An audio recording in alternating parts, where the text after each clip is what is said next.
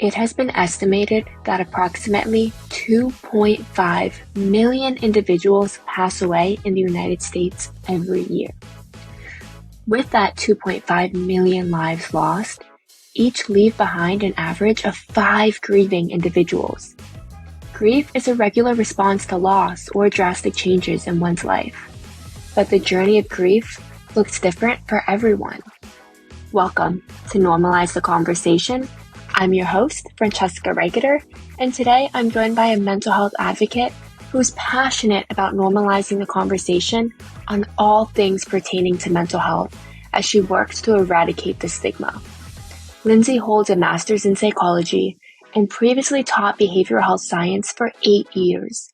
As a teacher, she recognized the impact mental health had on her students, and as she began to struggle herself, she decided to start openly sharing her story. Join us as Lindsay opens up about the grief she's experienced and what has helped her along the way. Lindsay, I'm so excited to have you back for your second time on Normalize the Conversation. Before we jump in, I really just want to check in with you. How are you really? So first of all, thank you for having me again. It's always an honor and a privilege, and so great to be able to work with you. As you know, I admire you greatly and all the work you're doing. How am I really? In the moment, I am actually doing really well right now. It's very up and down. So if you were to ask me again in, let's say, 10 minutes, not 10 minutes, because we'll still be on here, but in the next few hours, that could change. It's constantly changing. And I think everyone's mental health, is very up and down, but, coming off of a hard week last week, I would say compared to then, I am doing well. That was such a great and honest answer. I mean, it's so relatable, the ups and the downs. And I don't know about you, but for me, for so long, when someone would ask me, how are you? I wouldn't know what to say because it constantly changed. And then I felt like, oh, well, they saw me smiling earlier. We were laughing earlier. So now I have to be fine. But something happened and it triggered me, or I just all of a sudden just don't have the energy. It's been a long day, or I just something changes and I didn't know what to say. And I felt so embarrassed and ashamed that I couldn't have this steady mood. But mental health is really a scale, and we move along the scale every day, multiple times throughout the day. And that's okay. It's okay to not be super happy or super sad all the time. You can have ups and downs. So I'm really happy that you shared that. Yeah, it's definitely on a continuum, I would say. And, I used to be one of these people that every time anyone would ask me, how are you? I'm okay. And sometimes if it's just a casual conversation, I think it's okay to keep it at that. But now when people ask me, I definitely pause. And if it's somebody that I'm close with, I give an honest answer. It's so funny. My therapist and she used to ask me at the beginning, as I walk in the door, how are you? And then it kind of just became I'm not good every time. So then after a while, I was kind of like, not ask me that. And I know it's an important question, how are you really? But it would all come out in session, so it didn't matter. But now it's kind of just a hi at the door because it's always going to be different. So yeah, I like that you ask that question in that way because people aren't always honest about it. No, and it's important. It is. It's so important. Yesterday I was talking to one of my younger cousins and I was like, how are you? And she's like, I'm okay. It's fine. And I'm like, you're not okay. But if you don't want to talk about it right now, that's okay too. You don't have to talk about it, but just know that it's okay not to be okay. And when you're ready to talk about it, or if you ever want to talk about it, I'm here. And I think that's such a great way to, start the conversation. And as normalizing the conversation, that's really important. I think we've come a long way with that. I think, I know when I was growing up, you're a little bit younger than I am, but, or a lot younger than I am at this point. But when I was growing up, it was just obviously you don't talk about it. I think you were coming up at an age where there was starting to be more emphasis. So I'm glad, that you can impart that on your cousins and the younger people in your life as well. And that's why, when I was teaching, that was something that was important for me as well to address. And I love that you address that. And I love how open you are about everything. There's so much that's so difficult to talk about. And so many people shy away from the hard times. The posts you put out on social media are so authentic. I know, we've been friends for over a year now. I feel like almost 2 years. No, more. Yeah, I think it was kind of soon after the pandemic had started. Yeah, like March 2021, I think. Yeah. Yeah. Maybe even before, maybe. It was, so I've really been so lucky and privileged to have kind of a front row seat to your journey and to get to talk to you and see all the amazing things you've accomplished and are going through, and still coming out the other end, having these conversations, making an impact. And I'm really happy that you're here today to share more about your recent journey and what you've been going through, because when it comes to grief, people often shy away and hide away from it. They don't want to talk about it. So thank you so much for being here. And if you're ready, let's jump in. Great. Well, thank you for having me. Such a nice introduction. I also was just going to say that back when I first experienced grief for the first time, and I think real, true grief, and grief can be defined in so many ways, right? So, we talk about grief for the most part with loss, meaning death, but you can grieve losing a job, you can grieve a friendship that just ended out of, whatever circumstances. So there's so many different kinds of grief. What I've experienced mainly, and what I'll be talking about, are losses where I have had friends and family members that have passed away. And I didn't really realize that until some, I would say a few deaths that hit me very hard. And those deaths took place in mainly 2021, where it was just like boom, boom, boom, boom, boom, one after the next. But I had, when I was younger, for the first time, going back to what I was saying before, my uncle had died when I was 15. And that was the first time. Of course, you heard about, when I was in elementary school, people's parents had died. But I guess also, I thought I was kind of like invincible to having people that were so close to me pass away, because until that point, I never experienced that. So, neighbors occasionally and that kind of thing, acquaintances of family members and other people's grandparents and all that. But the first one that really kind of shook me really to my core was when my uncle died. And he was sick for about a year, and we thought he would make it through, and that wasn't the case. And I remember, and this was particularly hard, at 15, you're somewhat mature, depending on the person, but I guess, I don't know, my parents wanted to shield me from it.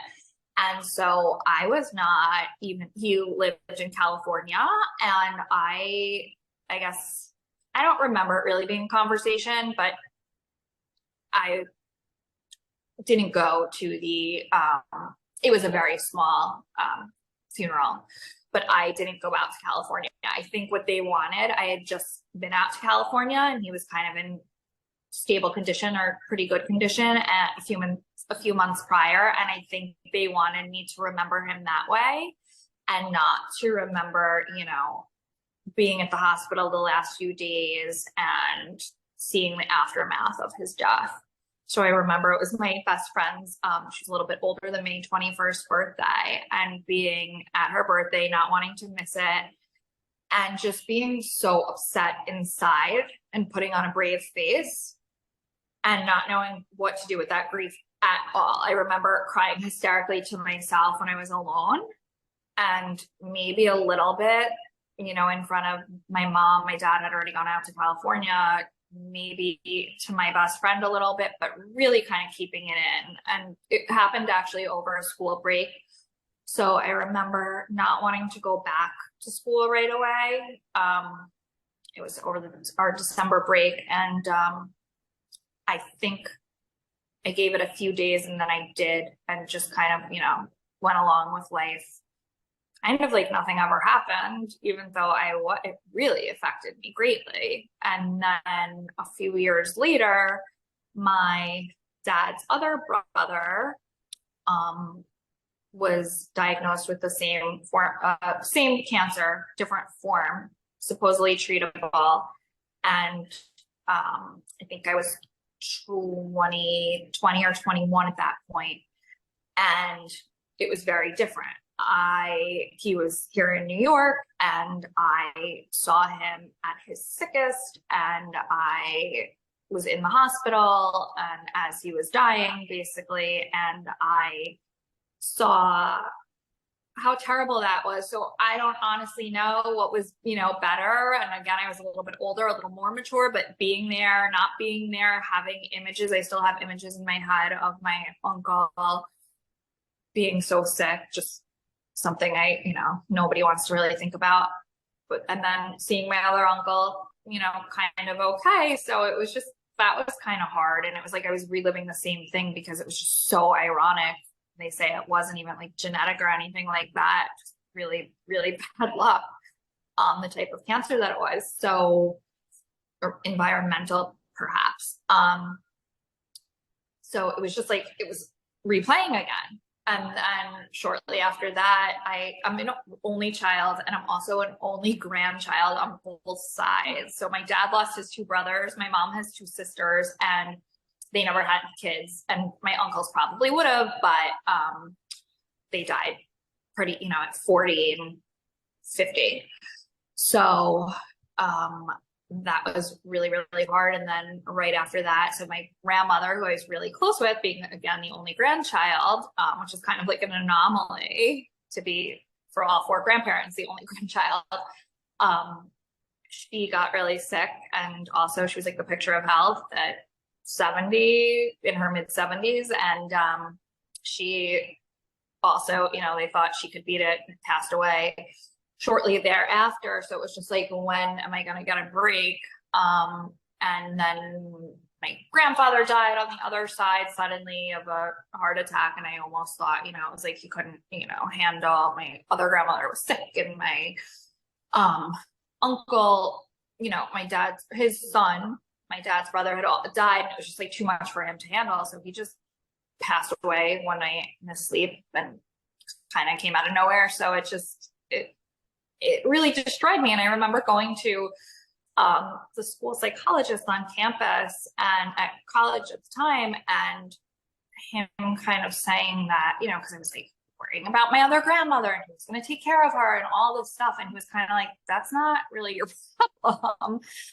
And I was like, obviously I never went back, but it was just, I don't know. So I kind of shut down again and never really processed that. Was never in therapy about any of it. So it wasn't until I suffered these deaths later on that I finally talked about it, was in therapy, and became very vocal and an oversharer, perhaps, as I'm rambling.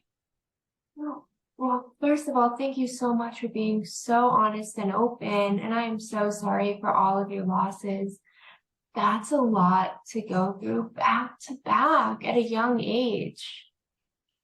And to not have the tools to grieve, or know you need to grieve, and to feel a bit sheltered from it, and then to see it more closely, has got to be such an overwhelming experience. Did you ever feel like you had space to process or cope with any of it, or not until way later on? I would say not until way later on. And I remember again being it was my last semester of undergrad, and I wanted to take the semester off, and then I knew I wouldn't graduate on time.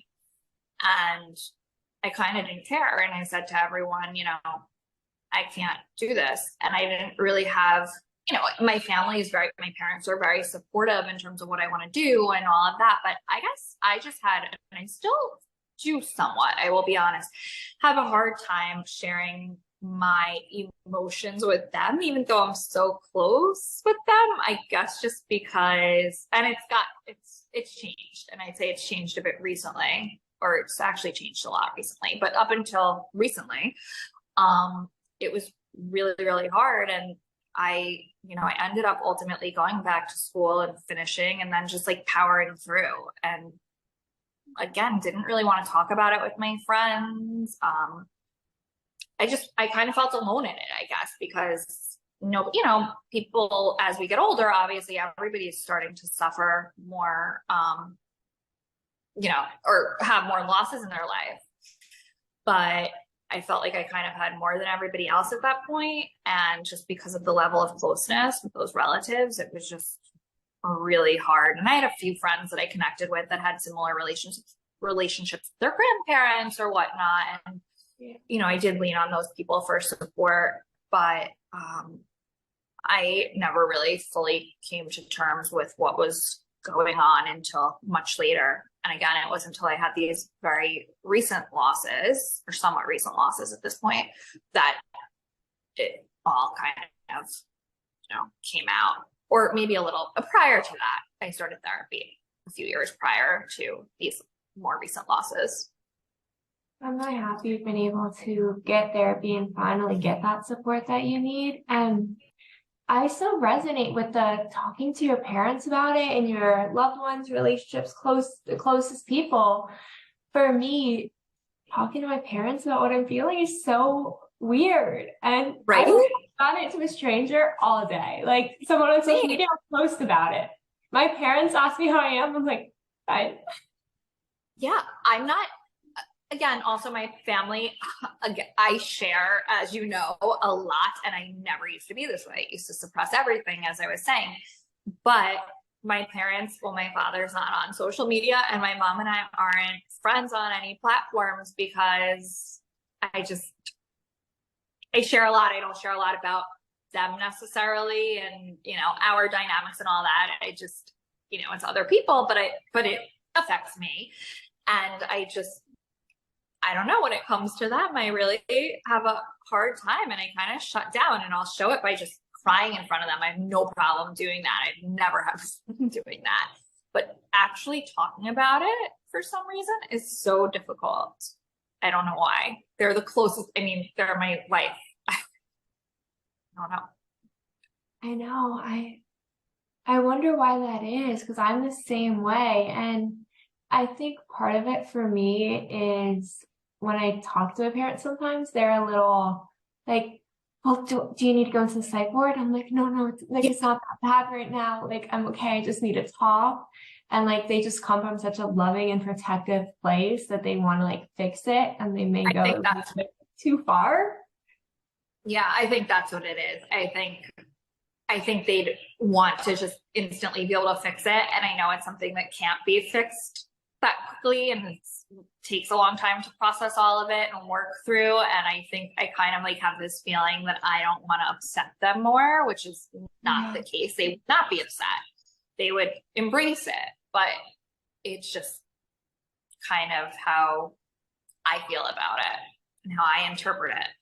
And I've actually gotten to the point where I've kind of said to my therapist, like, even, these podcasts, and I've been on a bunch of I've been interviewed for some radio shows and IGTVs and podcasts, like I was saying, and I don't share them with my family. And sometimes, they'll want to know like what I'm doing, and I'll, briefly just explain, like I actually told my mom today that, I was filming this with you, and I said what it was on, but I didn't go into detail. And, but I recently talked about in therapy, possibly like bringing my dad in and sharing some of the stuff that I've written. That's kind of, hard to, or the pieces I've written or the interviews I've done that are they've been impossible for me to share with him, especially, I think, because he is really my rock, and I just would never want to make him uncomfortable or upset him. And it wouldn't, but it's me. Hi, it's me. I'm the problem. It's me. Yeah, totally. But I love that you're starting to consider taking that step. I know for me, when I lost my grandfather and my uncle, I really isolated myself and didn't want to talk about how I was feeling at all to anyone. And maybe about a year later, my dad came to therapy with me once, and I talked to him about what that experience was like and the different things that I would say and what I actually meant, and just had a really great conversation. And when he felt maybe a little overwhelmed and didn't know how to respond, the therapist was there to really guide it and help maybe translate what I was saying, translate what he was saying, what the intentions were. And it created a space where now, I mean, I'm not always going to be like, let me tell you what's going on. Yeah, no, I totally get it. But I know that if like it gets bad, I can call him and he's gonna like take me out to lunch and just validate and listen, and may not even know what to say, and he'll be like, I don't know how to respond, but I'm listening. And it's just changed just knowing you're there. Yeah, it's changed everything. So I love that you're considering taking that step. And when you're ready to, and you do, I hope that you get that same value and benefit out of it as I did. And I can't wait to hear. Yeah. Oh, well, I'll definitely, I'll keep you posted. I'll probably end up writing about it, but he'll never see that part, but he'll experience it. Can't wait for you to do that, because your shares are always so amazing. And on that note, let's fast forward to modern day and what's recently been happening. Yeah, so in 2021, I don't want to get these dates wrong. In June of 2021, I believe it was, one of my closest friends had lost her mom in the Surfside building collapse, which I know you're very familiar with, being a South Floridian. And it was just devastating. I mean, it was such a public tragedy, national tragedy, and a building's not supposed to just fall down in the middle of the night. And seeing my friend go through what she went through was just horrific. And seeing her on the news every night, and just, she became a very, I would say, a face of Surfside, and she wanted everybody to know how amazing her mom was. And they had the closest relationship for a mother and daughter. And it was just so heartbreaking. And I wanted to be there for her in whatever way I could. And I ended up flying to, I don't fly really much, although I'm working on that, big fear of mine. And I've written a lot about that just in general. And I had to be there for her. So no matter what, I was getting on this plane, I was going down there, and I did. And it was, I mean, I've just never witnessed something so tragic that just, again, should not have happened. And I think I had a little vicarious trauma. And thankfully, I had a therapist to process this with, whereas with those prior deaths, I had not. And I also, a few years before that, lost my grandmother, and that was also really hard. But this was, seeing somebody so young and so vibrant that you would just never, expect. It was just so devastating, and to this day is so devastating. And I have to say that my friend is she's been a rock for me after what I went through a lot after that, not knowing that that was going to happen. So that was kind of where this started, this little phase of loss. I don't want to call it a phase. That's not really the right, but this period of loss, I should say. And so after that, in the fall of 2021, so it was September, and I had just come back from vacation, and I was supposed to see one of my best friends. I have to say, as an only child, my friendships, and an only grandchild, like I said before, my friendships are like a number one to me. I have a very, very small immediate family, but my friends are truly my family. And, I've had times where I've had more acquaintances and larger groups of friends. And over the years, I've kind of condensed it down to, well, especially going through all these experiences of, a select few that are kind of my number ones that I know I can count on, through anything, through thick and thin. And so, I came back from vacation, and we were trying to make plans before we went away and didn't pan out. And I came back, and we were supposed to get together, one of my best friends and I, the coming week. And we texted a little bit the week before on a Friday. And on Monday morning, I sent her a text to make plans, and I didn't get a response back to that text right away, but I didn't always get a response back right away. So I wasn't, really thinking anything. It's kind of, I text my friends all the time and don't get responses back right away. And that evening, I will never forget, I was driving, and on my screen flashed her sister's name, that there was a text there, and I was obviously driving, so I didn't, really check it then. But with the voice, I could play it back, and I thought maybe there was going to be something bad. I never thought that the words that I heard were going to be what ultimately had happened. And she died extremely tragically and suddenly. And that was just hit me in a way that I have never felt lost like before. And I guess, I just remember honestly collapsing, getting home, collapsing in the street, going to a neighbor's house, and just sitting there hysterically, getting in touch with my therapist.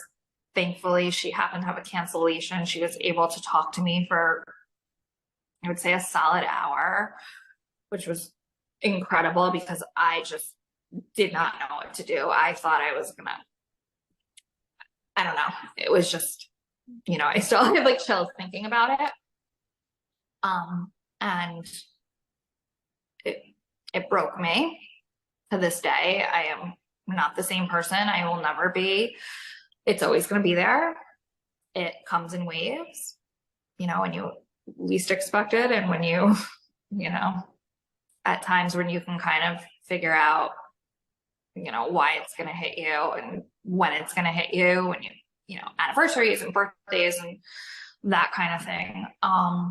And then 2 days late, not even 72 hours later, I had a friend, another very close friend that I was also making plans to see, but she lived a little further away. And she had been sick, but it was supposed to be treatable, and she was doing okay. And I had spoken to her, and she told me her numbers were dropping, but they were planning on transferring her down closer to where I was to have treatment. And I also texted her, and, we kept texting those few days, and she was asking me about my other friend, and just so selfless. And she was in like, an hour of need, which I didn't know how imminent it was going to be. But so basically 2 days later, we were texting, and next thing you know, she's in the ICU, and the next day she was gone.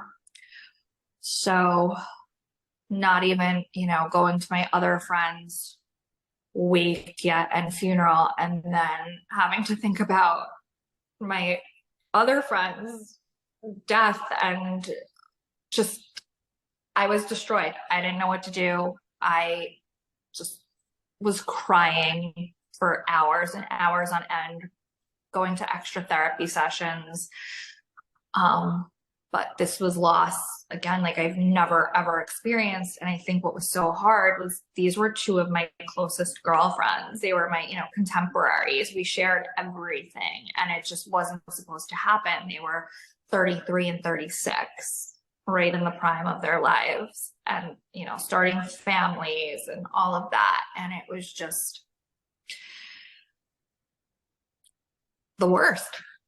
I don't even honestly have words to describe it. So that's kind of, where things went, and everything kind of snowballed from there, and just processing it after that and trying to get through that time period. And, the day of each of their death, I remember all of that, but then right after that, it was a little bit of a blur. So yeah.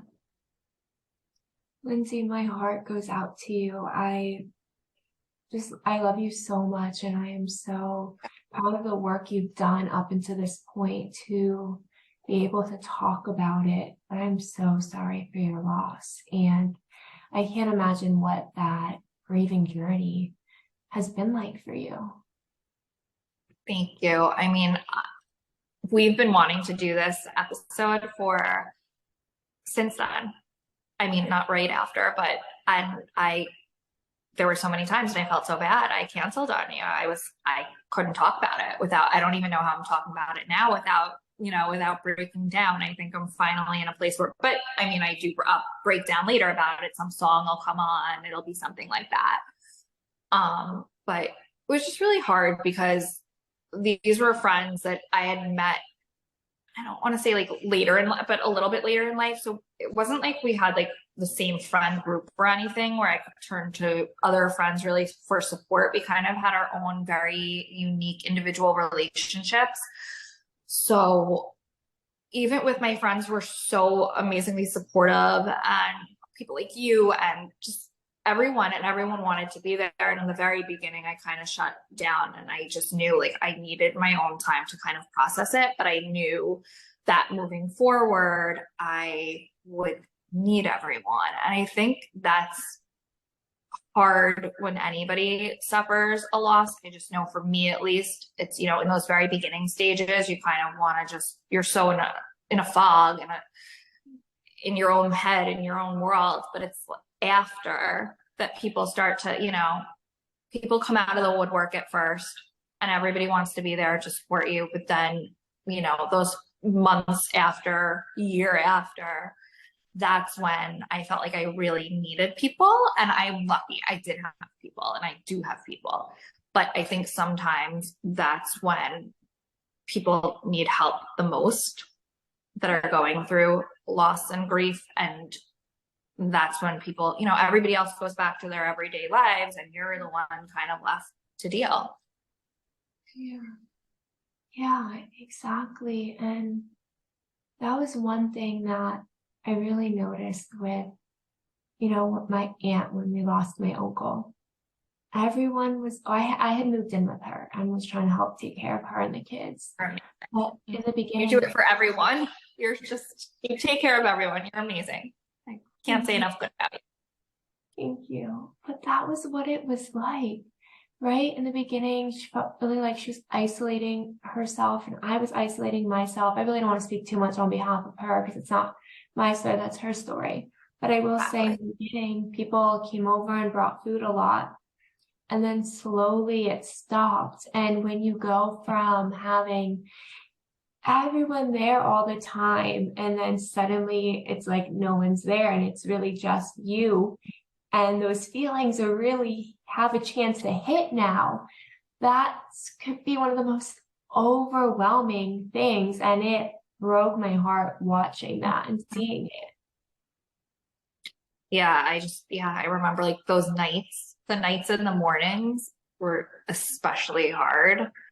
You kind of go through the day, you go about your routine, but then it's like when you're alone with your thoughts, and, and then I would go back to, okay, well, how did my other best friend, I'm lucky, I have a lot of best friends, but, and some of them, our relationships have actually become, my friend that lost her mom, I think, unfortunately, in a way, it's hard to explain, but our relationship has become closer.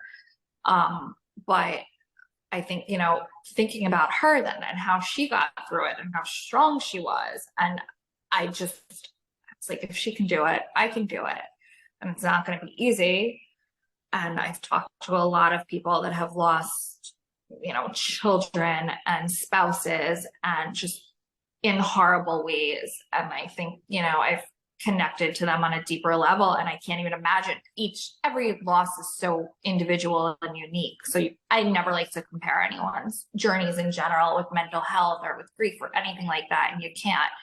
But sometimes I look at them and I'm like, oh my God, if they, lost a child, a parent in such a tragic way, and they're still dealing and going on every day, because there were periods of time where I was like, I can't do this. And again, you don't really have a choice, you have to do it. But it's a long, tough road. And again, the pain ebbs and flows and it eases at times, but it doesn't go away. That hole is always in your heart. Yeah, and I feel like that was something that I really misunderstood about grief for so long, right? I thought that you just get over it, but like you don't. You kind of move through it and you learn to exist.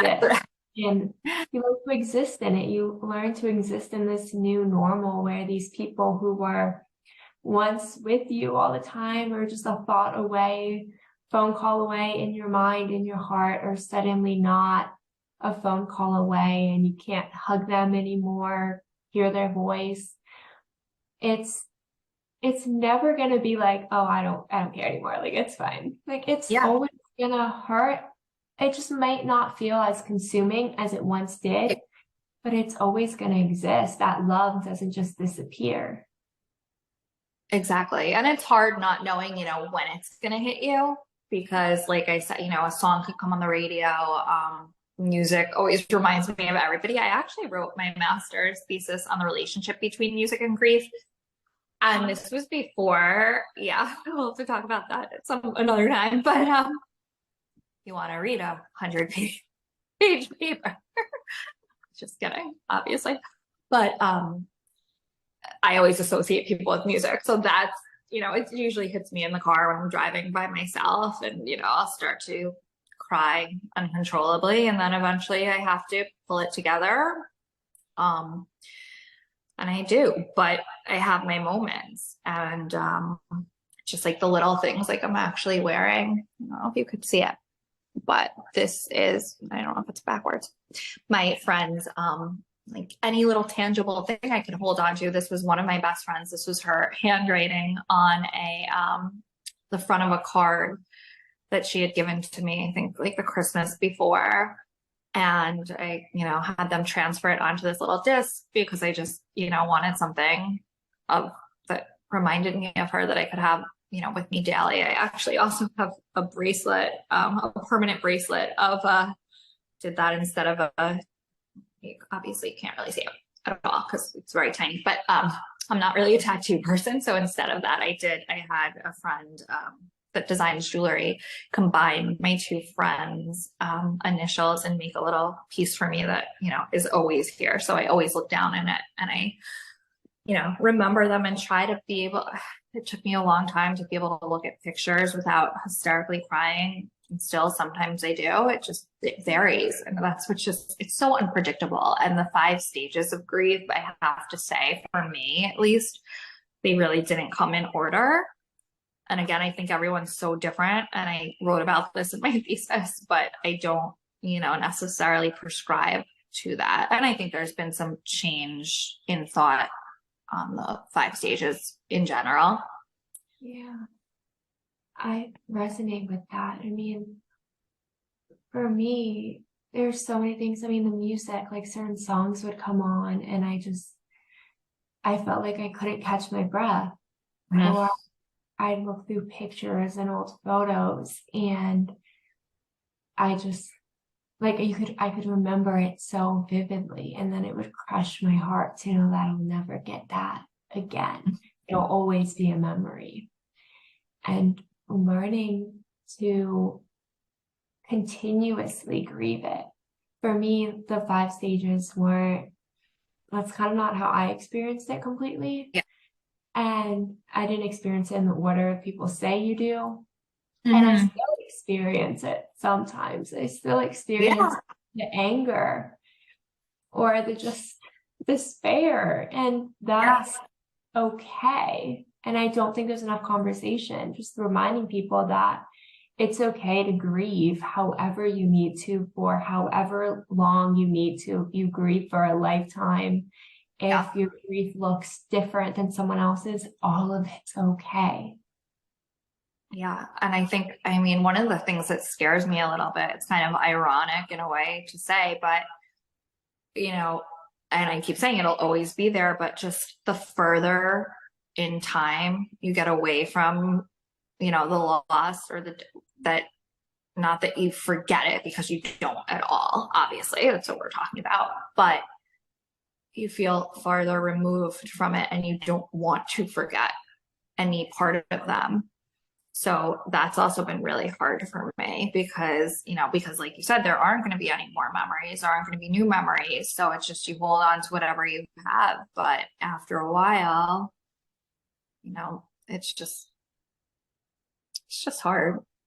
It's just, you know, I also, in terms of the stages, I have a lot of guilt, and I didn't have that so much with and looking actually now, I'm sad because I feel like I was robbed of the relationship I would have had, I know, with my uncles at this point, and even like some of my grandparents, because I'm very gotten into art. My grandparents are artists, and my grandfather was a writer, and obviously I'm doing all this writing now, which was something I never liked when I was younger. I remember I'd have him come over and help me with all my papers in school, and now I actually love to write. It's one of the things that's helped me the most through this, is journaling and all of that. But I feel like, you know, my other uncle was really big in the tech world, and he was like coming up in that, and I just always wonder, like, what would have, you know, happened with social media and all of that now, and all that stuff I'm into. And I just know he would have, you know, been a big player in that. And I just feel like these relationships, like now I would have, and I almost didn't take advantage enough of the relationships I had with them when I was younger. But I feel like with my friends that I lost, there was just this just huge amount of guilt. And it's not fair that I did this to myself. And, you know, I've talked a lot about this, obviously, in therapy. But the fact that I was, you know, away a lot over that summer before, and I hadn't, because of the pandemic, I hadn't seen them as much as I was seeing them. You know, one of my friends I was seeing on a weekly or twice a week basis. And then, you know, because of the pandemic, I wasn't seeing her as much. And I just remember, like, that week I was supposed to be making plans with both of them because I had just gotten back. So the fact that you know, I should have cleared out my calendar right before I went away. I had a day in between. I could have been there. I could have gone upstate to see my one friend, and, you know, why didn't I do it? And that for me was incredibly hard. Yeah, it's the guilt. I mean, I did that to myself, and I still sometimes like have those kind of moments where I do that to myself. For my grandfather, for example, I went through this period of time where I didn't go to the wedding, my cousin's wedding. He died in a car accident right after the wedding because I had finals. And I was like, if I was there, I could have driven. I would have been driving, not him. So it's like I kind of played that over and over in my head and felt so guilty that I wasn't there, that there's something I could have done. And I did that with my uncle as well, just like these small things. Any small thing could have gone different or been different. And it's hard when you look back because you can see different things. Like we all could do something different looking back at every situation in our lives. Right? It's not just with loss, it's with everything. You can look back and be like, oh, I wish I studied harder for the SAT, or I wish I did this, I wish I did that, or I had the time, why didn't I do that then? It's it's hard when you can look back and see small gaps, but it's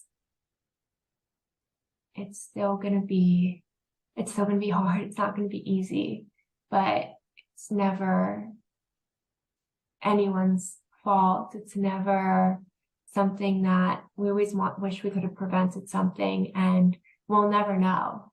And that's, I think, for me, the hardest part in learning to cope with those questions and all the unknowns. Mm-hmm. Absolutely. And, my heart just goes out to you again, losing your grandfather like that. I know how close you are with your family as well. And I just, I feel for you. And, I wish I knew you back then. I wish I was able to, help you again. Everybody's journey is so different, but, to have people there that have dealt with loss, profound loss in their life, it is helpful. To have, I guess some people go to support groups. That wasn't really for me. I actually worked with, in addition to my psychologist, who I feel like she saved me during that period.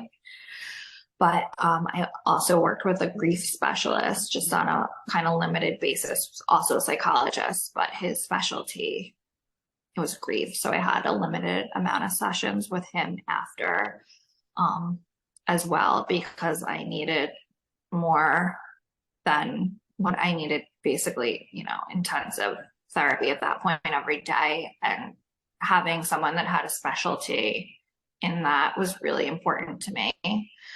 So, whatever gets you through, and you just day by day, minute by minute.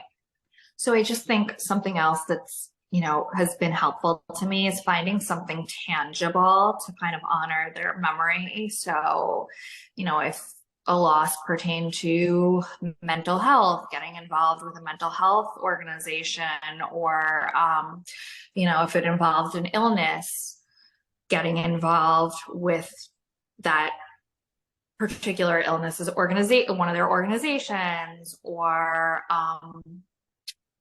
if somebody, like one of my friends is very into the arts and into wellness and exercise and all of that. So, giving back to the arts, became important to me, and just anything that, kind of ties you to it. I know a lot of people also, if they lost a family member, start an organization, that kind of thing. I'm not there yet. I eventually would like to do something, but right now I'm just I've become affiliated with different organizations relating to causes that were either parts of my friends, lives, or things that were important to them. Whatever gets you through, taking it day by day, minute by minute, has been something that's helped me so much, because it's so easy to live in the past or live too far into the future and just trying to survive the next minute or the next day and just get through. It doesn't necessarily get easier. You get better at it. You get the tools that you need. You have the support that you need. And eventually it feels a little easier to get through the day. Lindsay, Yes. you've been absolutely amazing. Before we wrap up, what is one last piece of advice you'd like to give someone who's struggling or battling with grief right now? Well, as I always kind of say, therapy, and more therapy.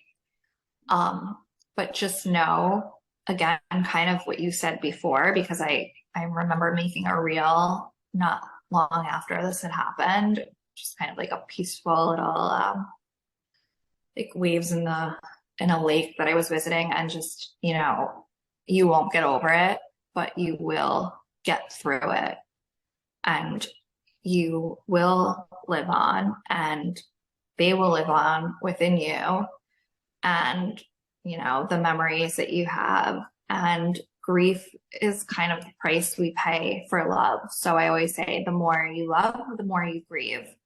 And it is completely normal. And not everybody's path will look the same. And that is okay. You know, are entitled to your feelings. There's no timeline with grief. There's no right or wrong. So just remembering that and being easy on yourself, because I'm very critical of myself in general. And I know it's easier said than done. But again, with that guilt, since that was such a big part of my grieving process, and kind of letting that go really, you know, has helped me. And I still have times where I am caught up in that and the why, and, you know, I could have done this and I could have done this differently, and I could have seen her and I could have seen, you know, I could have been there. I could have, who knows? But again, just not beating yourself up too much for it, because that only makes it, you know, that many times harder. Yeah. To anyone out there who's struggling, who's grieving right now, please know that you're not alone in this. You are going to move through this. And if you need support, there's so many resources available for you to reach out, check in with each other, and do what you need to do to be there for yourself, whether it's therapy, self-care practices, coping skills, holistic wellness, or just anything you need, or a combination of it. What works for someone else may not work for you. What works for you may not work for someone else. There's no right or wrong way to get through it. As Lindsay said, you just show up for yourself. You deserve it. Lindsay, thank you so much for joining me today. Thank you so much for having me. It's always a pleasure getting to talk to you. Thank you so much for listening to Normalize the Conversation. Don't forget to subscribe, rate, and review. This podcast is an initiative of Inspiring My Generation, focusing on normalizing the conversation, bringing education and awareness to the forefront, and amplifying global voices to spark change and hope. Inspiring My Generation is a 501c3 nonprofit organization on a mission towards suicide prevention through awareness, conversation, education, and support. Connect with us on Instagram at Inspiring My Generation, and visit our website inspiringmygeneration.org to learn more about our work and how you can make a difference.